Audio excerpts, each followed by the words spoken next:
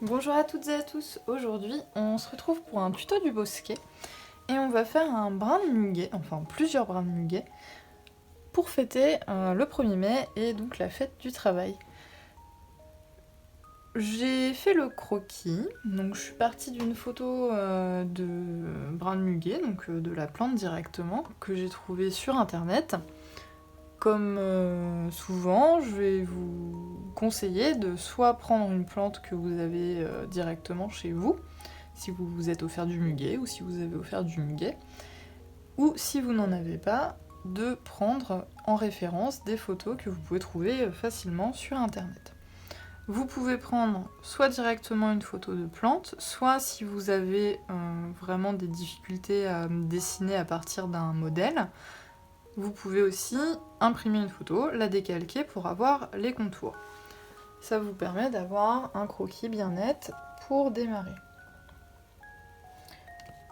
Une fois que vous avez votre croquis, vous allez pouvoir estomper le crayon à l'aide d'une gomme mie-de-pain pour pouvoir éviter d'avoir des contours disgracieux à travers la peinture, puisque l'aquarelle est un médium transparent. Surtout que pour le muguet, à part les feuilles qui sont d'un vert assez sombre, les clochettes étant blanches, les traits de crayon qu'on va laisser vont transparaître derrière la couche de peinture. Donc fatalement, plus vous estompez votre crayon, moins vous aurez ces contours apparents. Donc je vais vous mettre en accéléré mon gommage, puisque ça fait du bruit et que ça peut être assez long, et je vous retrouve après.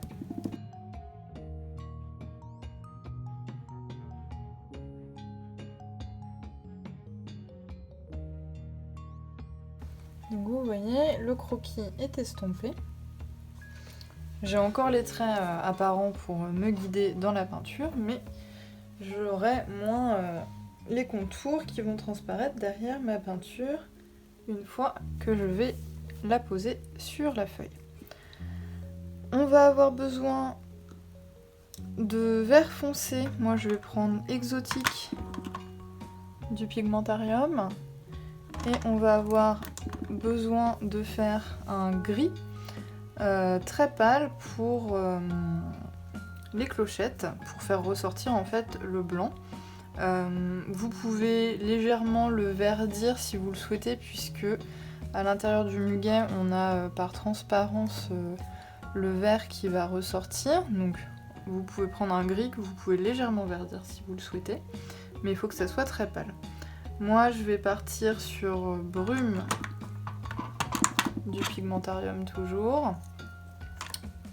Et je pense que j'ajouterai une pointe de vert dedans. Je vais prendre ma petite pipette pour les réhumidifier.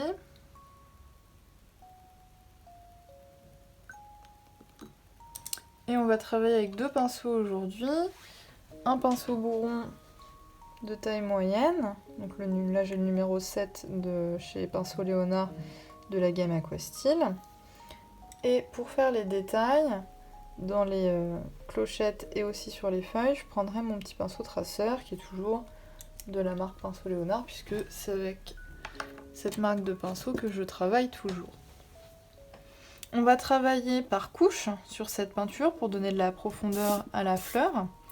Et quand on aura fini la peinture, moi je vais ajouter un petit lettrage en bas. Après c'est à vous de voir si vous souhaitez mettre un message que je vais calligraphier avec du vert prêt de chez Herbin que j'avais gagné au printemps des poètes.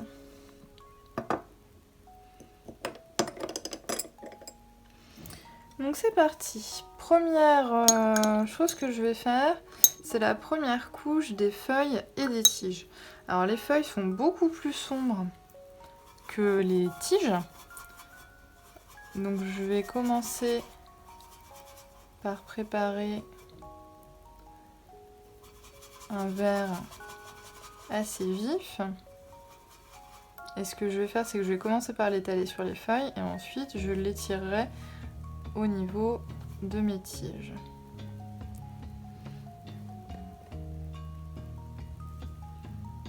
Pour que les feuilles se démarquent bien, je ne vais pas les faire tout en même temps sur cette première couche. C'est-à-dire que là, vous voyez, je vais faire ma première feuille, qui est celle qui est liée au premier plan.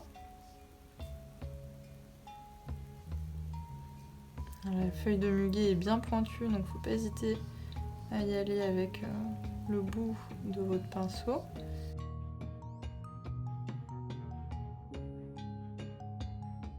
Donc je fais cette première feuille. Voilà. Et vous avez peut-être vu sur mon croquis, mais ici j'avais une pliure. Donc quand ça sera sec, je viendrai repasser pour ombrer sur cette pliure. Du coup, je ne vais pas faire cette feuille-là et celle-ci qui sont collées à la première. Je vais d'abord laisser celle-ci sécher pour que quand je fasse les autres, après, on ait bien la démarcation du séchage entre les feuilles. Par contre, je vais pouvoir faire celle qui est à l'arrière-plan, la plus grande là, puisqu'elle ne se touche qu'au niveau de la base. Là, je vais faire attention parce que j'ai la clochette qui passe par-dessus ma feuille. J'ai pris un papier grain torchon aujourd'hui pour pouvoir avoir des reliefs et des textures un peu plus granuleuses sur mes feuilles et mes fleurs.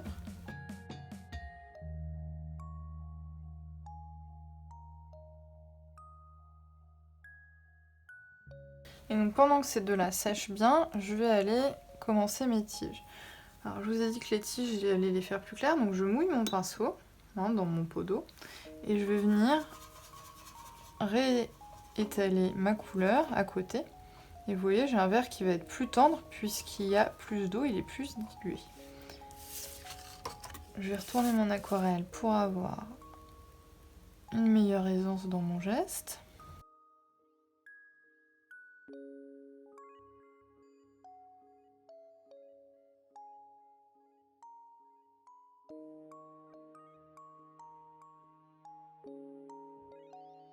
Et je vais venir faire toutes les accroches des clochettes sur la tige avant que ça sèche.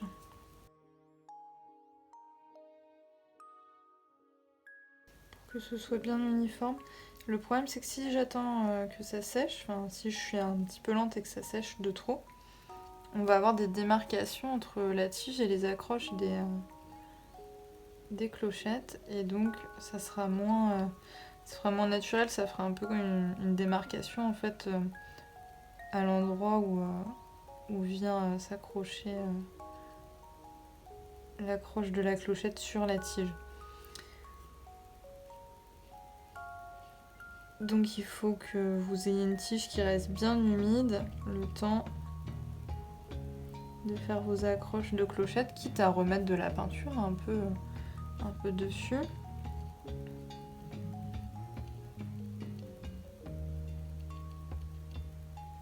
Voilà pour l'une.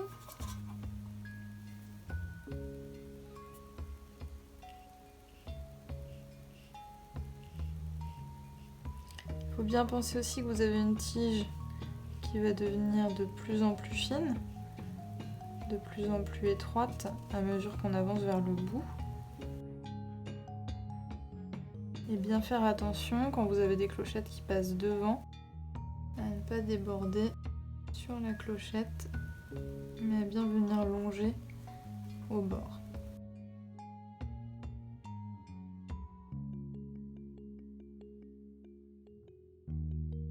Donc vous voyez là ça commence à sécher. Donc je prends de la peinture et je viens tapoter sur ma ligne de tige pour pas que ça soit sec au moment où je vais passer mes accroches de clochettes. Tout ça dans l'optique d'éviter une vilaine démarcation au séchage. Voilà. Donc là, on a les deux amples, les deux tiges qui sont faites.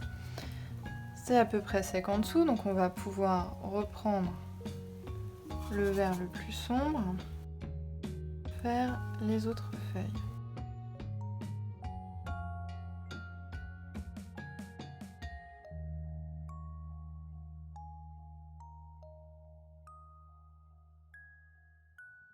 Donc on va venir longer la feuille précédente.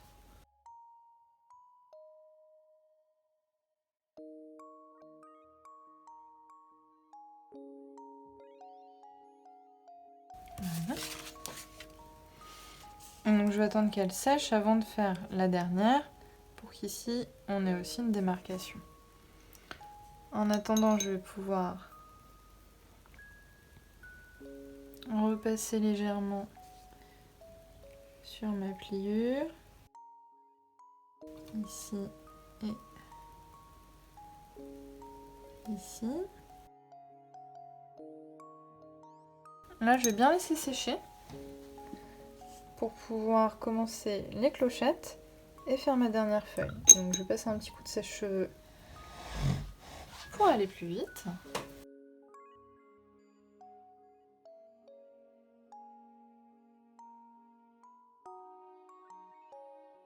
Voilà. Et je vais préparer mon gris. Très pâle, donc vous voyez, j'ai mis un tout petit peu de pigment. Mon eau dans mon pot est déjà un peu verte vu que j'ai rincé un peu mon pinceau entre les différentes couches. Et du coup, je vais pas avoir besoin de beaucoup verdir ce gris. Voilà, une pointe ça va suffire puisque l'eau est déjà un petit peu verte. Donc là on va venir faire juste du remplissage sur les clochettes. Donc, je vais me remettre à l'envers pour avoir plus d'aisance au niveau de mon geste. Et on va juste faire en fait leur forme afin de donner une première couche. Et on viendra ensuite refaire tranquillement l'ombrage à l'intérieur de celles qui sont ouvertes et quelques rainures sur les clochettes en deuxième couche quand ça sera bien sec. Mais pour l'instant on leur donne simplement leur forme. Donc là il va falloir que je remplisse toutes les clochettes. Comme je vais travailler avec mon illustration dans ce sens, je vais commencer par celles qui sont les plus proches des feuilles pour aller tranquillement vers le bout. Et comme je suis droitière, je vais commencer par la hampe de gauche pour ne pas étaler la peinture. Si je commence par celle de droite, en fait je risque de faire des gestes dessus et donc d'étaler ce que je viens de peindre. Donc on va commencer par le bas et la gauche dans mon cas.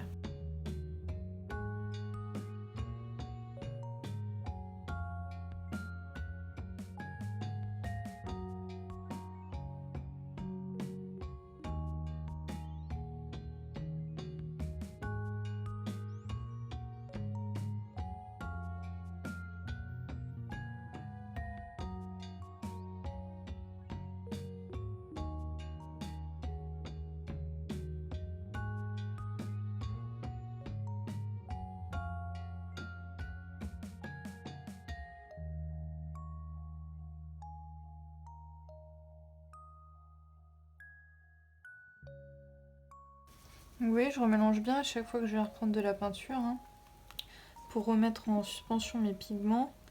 Parce que comme là, il n'y en a pas beaucoup dilué dans beaucoup d'eau, certains pigments parfois peuvent avoir tendance à aller vers le fond, donc vers la paroi de la palette. Et du coup, si vous prenez votre couleur sans la remélanger, vous n'avez pas exactement la même pigmentation. Donc il ne faut pas hésiter au moment où vous reprenez votre couleur à bien remélanger pour homogénéiser en fait la couleur.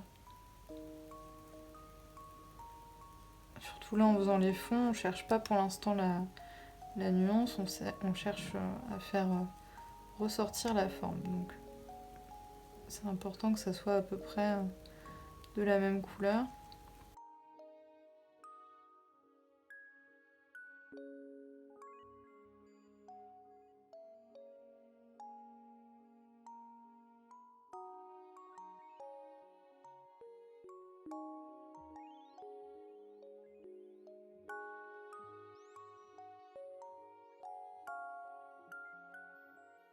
Voilà.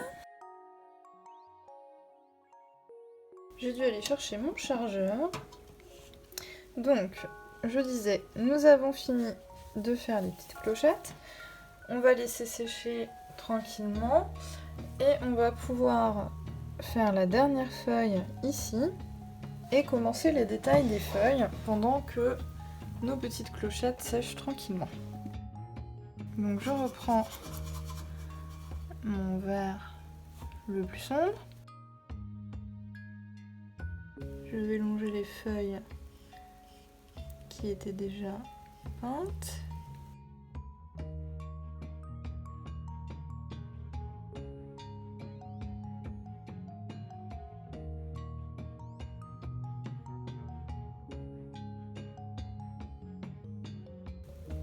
Voilà. Et on va commencer à faire les détails. Donc pour les détails, on a la pliure ici à repasser. Je vais repasser peut-être sur celle du bas ici. Et on va voir les nervures. Et sur les feuilles de muguet, ce qui est assez intéressant, c'est qu'elles sont un peu striées en longueur. Donc on va pouvoir faire avec le pinceau traceur qui est plus fin, des stries tranquillement toute la longueur de la feuille. Donc, je vais déjà repasser de ce côté-là pour faire la pliure de cette feuille. Donc là, au niveau de la vidéo, vous le voyez peut-être pas de manière très nette, mais moi j'avais encore le trait de crayon légèrement apparent de là où je devais faire ma pliure. Si vous avez gommé tranquillement avec votre gomme mi-pain, on voit plus nettement le trait de crayon, mais on le voit suffisamment pour pouvoir avoir un guide en fait pour repasser. Hop, le petit coup sur ma pliure du bas. Voilà. Je repassais légèrement celle-ci pour avoir quelque chose de plus homogène aussi.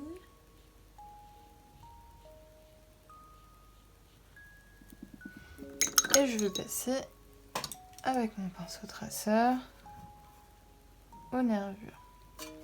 Donc, je vous avais donné le conseil sur un autre tuto, mais si vous commencez par celui-là, je vous le redonne.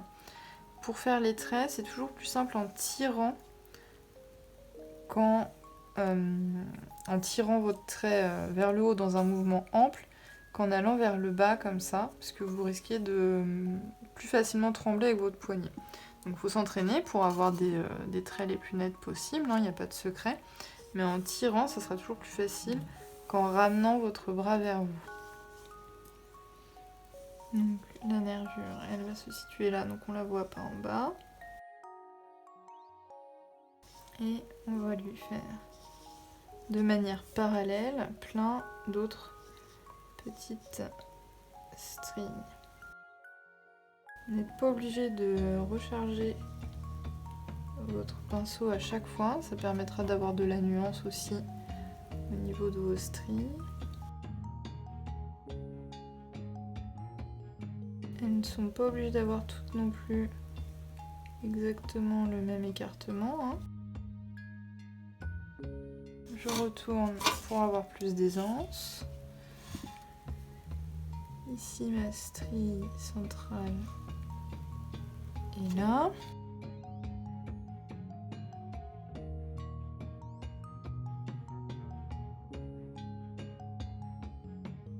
Ici, elle est là. Et vous voyez, le fait de faire les stries va accentuer le contour aussi des feuilles, les contours naturels qu'on avait fait sur les feuilles.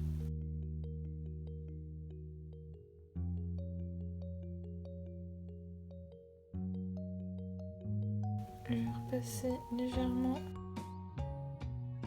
les contours de celle-ci.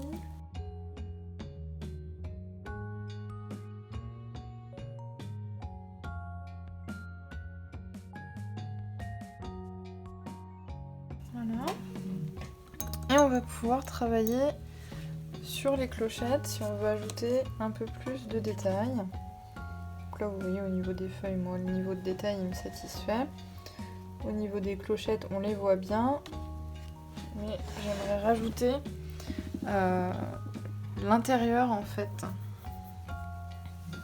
Donc je vais prendre un vert un peu plus clair. Je vais prendre Granny de Manon du Pigmentarium encore. Je travaille qu'avec Manon aujourd'hui. Et je vais venir ajouter ce qu'on va trouver dans les clochettes, dans celle où sur ma photo ou mon illustration référente, il y avait cette petite clochette qui dépassait à l'intérieur. Vous voyez, je le fais pas pour toutes, je vais le faire pour celles qui sont les plus ouvertes et qui sont tournées vers nous. Celle-ci, elle est plus vers l'extérieur, donc on ne voit pas. Elles sont trop fermées, donc on ne voit pas. Là, je la rajoute. Ici, je peux la rajouter aussi. Dans celle-ci, ça peut déborder un petit peu. Donc vous voyez, soit vous suivez votre illustration de référence, soit vous y allez un peu plus au feeling. Là, je vais partir du principe que cette pétale cache et que donc on ne le voit pas. Donc ça, c'est le premier détail que je voulais rajouter sur mes clochettes, qu'on retrouve à l'intérieur.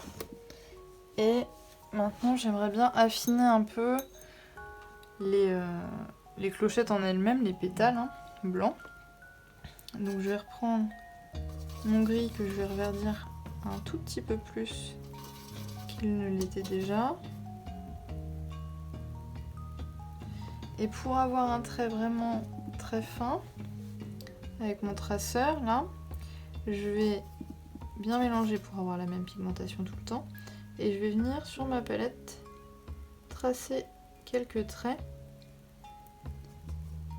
pour former la pointe de mon traceur et être sûr qu'elle est bien pointue. Parce que comme là on travaille en finesse, on va éviter d'avoir des choses trop pleines de pigments et pas assez pointues au bout. On va travailler uniquement sur la partie des pétales qui est vers nous et rajouter, comme on a pu le faire pour les feuilles, de petites stries. On le fait sur les bourgeons non encore ouverts aussi. Et ça va rajouter en fait du volume à nos petites clochettes.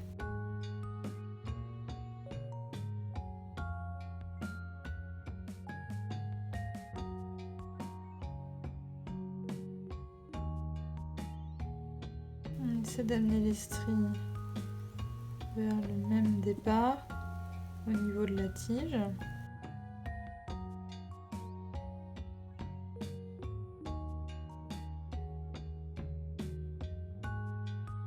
Et ainsi on a plus de volume sur nos clochettes.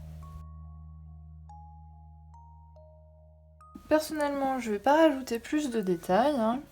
Vous savez bien, si vous suivez la chaîne depuis un moment, que je fais pas d'illustration botanique à proprement parler très détaillée. On rajoute des détails de temps en temps, mais pas forcément. Je vais pas reprendre ces zones-là des feuilles et des tiges où j'ai un halo qui s'est créé, parce que je trouve que ça donne de la lumière à mon illustration. Je suis juste embêtée éventuellement ici, donc je vais remouiller un tout petit peu avec la pointe de mon pinceau pour enlever la démarcation pas très élégante qui s'était formée. Et en resséchant, normalement on devrait avoir quelque chose de plus sympathique. Et je vais passer à ma petite calligraphie du bonheur en fleurs en dessous. Donc comme pour la peinture, un coup de gomme mie-de-pain pour estomper le crayon. On sort l'encre. Je vais un peu ma palette pour avoir plus d'aisance dans mon poignet.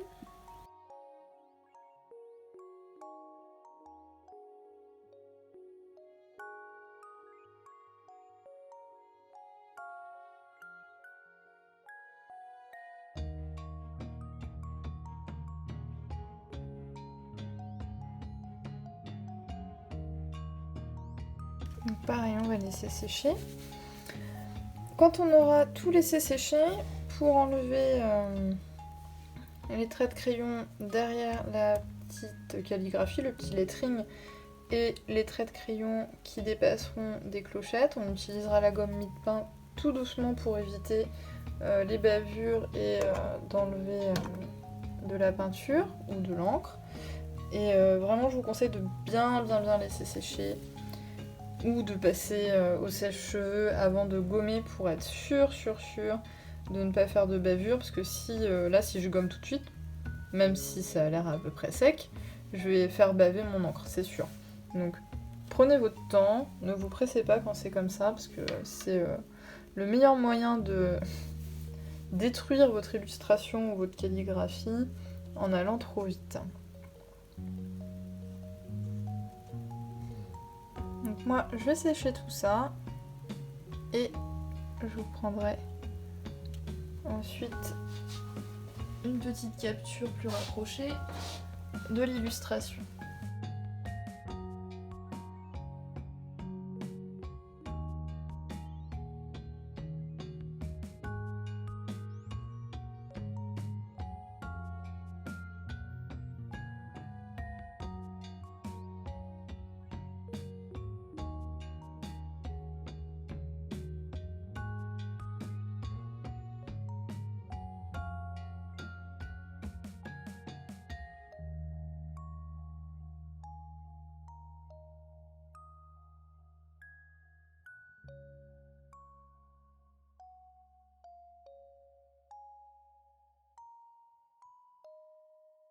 Vous y allez délicatement avec votre gomme. Une fois que c'est bien sec, normalement il n'y a pas trop de soucis.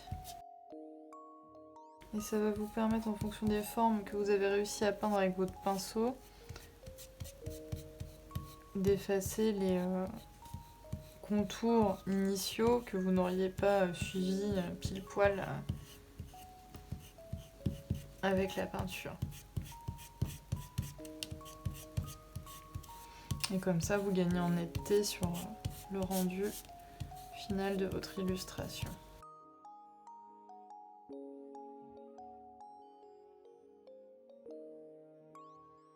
Voilà, j'espère que ce tutoriel pour le 1er mai vous aura plu. Vous voyez, on a mis, je sais pas, moi je dirais une demi-heure en tout. Peut-être 40 minutes. Et ça fait une affiche ou une carte très sympa. Bien sûr, on peut aller plus vite une fois qu'on a le coup de pinceau et qu'on s'est un peu entraîné.